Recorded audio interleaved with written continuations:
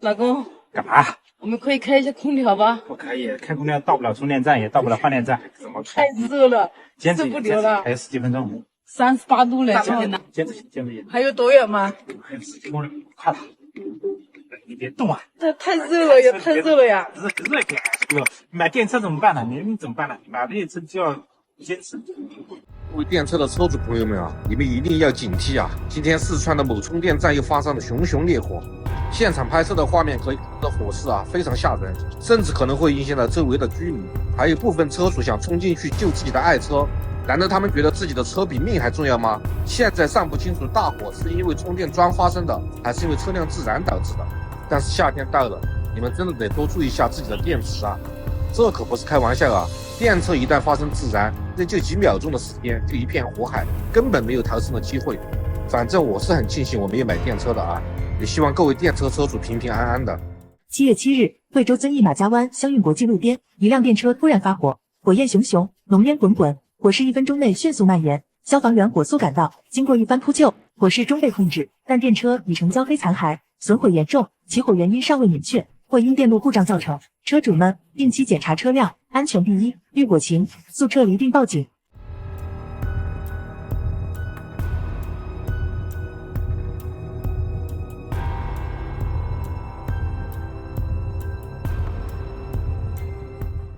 中国电动车近年来在质量方面频频出现问题，主要是涉及到刹车系统失灵、漏电，尤其是自燃等问题，引发了消费者对电动汽车安全性与可靠性的担忧，也让整个行业面临信任的危机。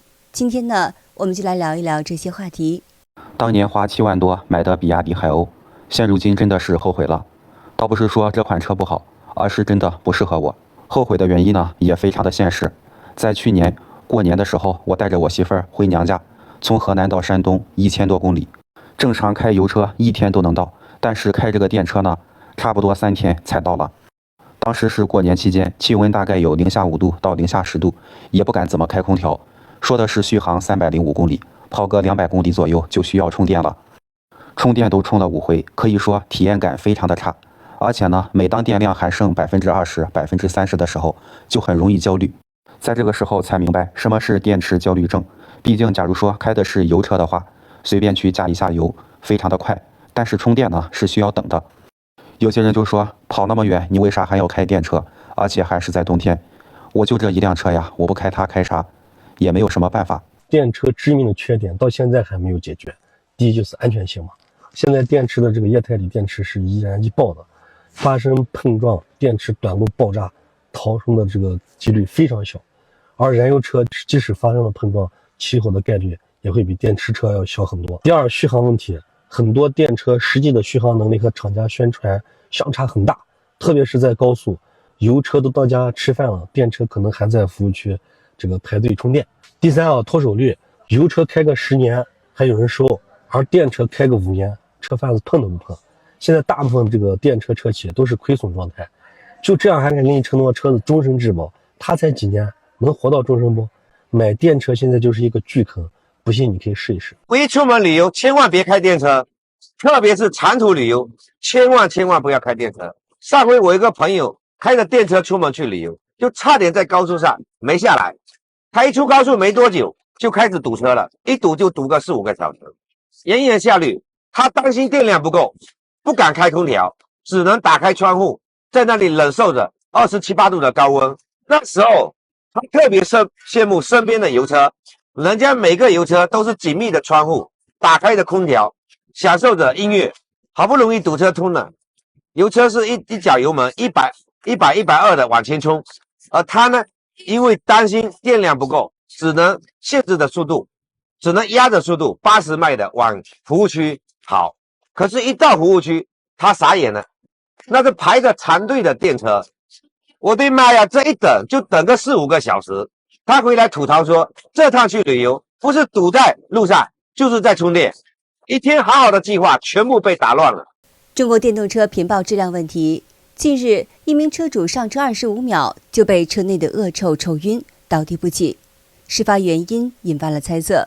事后经理回应称，拆车发现蓄电池漏液，可能漏液有异味。据大陆媒体7月8号的报道表示，河南郑州周先生准备挪车，还没进车门就闻到一股臭味儿。周先生形容就像臭水沟子的臭味儿。他起初以为是空调管的味儿，闻了一下也不是。周先生上车后紧急开窗通风，但是车还没有掉过头来，他就窒息的上不来气了，于是赶紧下车，随后直挺挺的向后倒下。一开车门那个味儿啊，那可恶臭了。当时我就开窗了，还没关，掉过头来了就窒息上不来气了，我赶紧下车了，然后就倒下去了，我直接被抽过去了。证明上面写的，第一个是重度，就实验室有漏液，又等参加这个结果。据报道，周先生弟弟在送他就医时也被熏得呕吐。这起事件引发网友的关切与热议。有汽车爱好者的网友分析认为，高度怀疑是蓄电池漏液产生的硫化氢、臭鸡蛋味儿等有害气体，这堪比生化武器，绝非小事。另外呢，中国电动车自燃问题近年来引发了广泛的关注，尤其是在高温、高湿的环境下更容易发生。每年6到8月为自燃事故的高发期。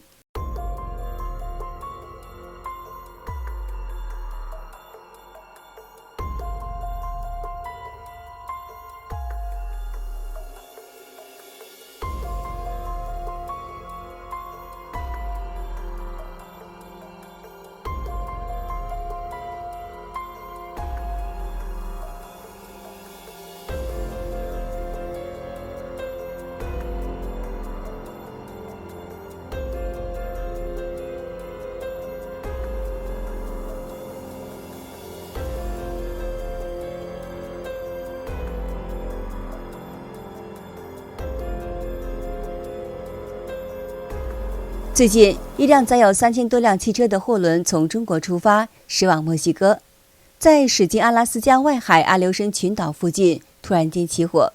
据报道，晨曦麦达4号货轮5月26号从中国烟台出发，原计划是6月15号抵达墨西哥。船上载有约3000多辆新车，包括65辆全电动汽车、681辆混合动力汽车。6月3号，货轮航行到阿拉斯加外海阿留申群岛附近，突然间起火，火势是一发不可收拾。船员试图灭火，失败后弃船逃生，所幸22名船员全部获救。失火以后，货轮在北太平洋漂流数周以后，最终沉入了海底。火灾起因目前还不确定，但是起火的初期，有船员看到浓烟是从停放电动车的甲板上冒出来的。彭博社引述国际保险公司安联的报告指出，电动车使用锂电池也增加了航运的风险，尤其是大批高价值车辆集中运输时。在中国大陆，电动车自燃事件频传。南昌市江西省博物馆后面的大马路上，有一辆新能源车在路上突然间起火，具体原因不明。博主易阳表示，他买完电车不到2年就后悔了。当初他不够了解电动车，听了 4S 店销售人员的推销，一冲动就买了一辆电动车。他说当初买车的时候有多高兴，现在就有多闹心。买了电车之后才知道这几个血淋淋的教训。首先，买电车之前我是想着会省钱的，但买了之后我发现反而是费钱的。买之前想着油钱每年都能省下来不少，油钱确实是省下来了，但是电车的维护成本也很高，而且电车的保险也比燃油车的贵了大概30%左右。再一个，电车的修车换配件的价格也特别昂贵，并且呢，你只能去 4S 店修车，一般路边的修理厂根本不会去修理这样的电车。一旦你去了 4S 店，那你就成了任人宰割的案板上的肉，各种费用非常多。第二，当你有了电车，才知道这个续航里程也是仅供参考的。买车的时候，厂商各种号称能跑大几百公里的续航，但实际上呢，这个数据大多数是在实验室里跑出来的，到了实际使用的时候都要大打折扣，根本跑不出厂家说的续航。尤其是到了冬天天气寒冷的时候，实际续航里程还要再降一档，每次出行总是有里程焦虑，甚至连空调都不敢开。博主杨表示，电车在使用几年以后，电池都会有不同程度的衰减，等到后期因为续航里程的缩短，就需要频繁的去充电，而且充电一次根本就跑不了多久。那么如果想要继续使用呢，就需要考虑去换新的电池，而换电池的费用可不便宜，动辄就要几万块。这几年省下的油钱可能还不够换个电池的。另外，开电车总是要花大量时间去给它充电，快充也需要1个小时左右，而慢充的话，可能得需要3到5个小时。如果开燃油车的话呢，附近随便找个加油站，几分钟就可以搞定了。每次开电车出门，总是很头疼充电的问题。博主还发现，每次家人朋友坐他电车，总是感觉很难受。后来他上网调查才知道，原来坐电车比坐燃油车更容易晕车。他买车本来是为了给家人与朋友带来更好的出行体验，没想到反而体验感变差了。博主吴俊谈到，开电车出门比较焦虑，担心半路没电，空调也不敢开。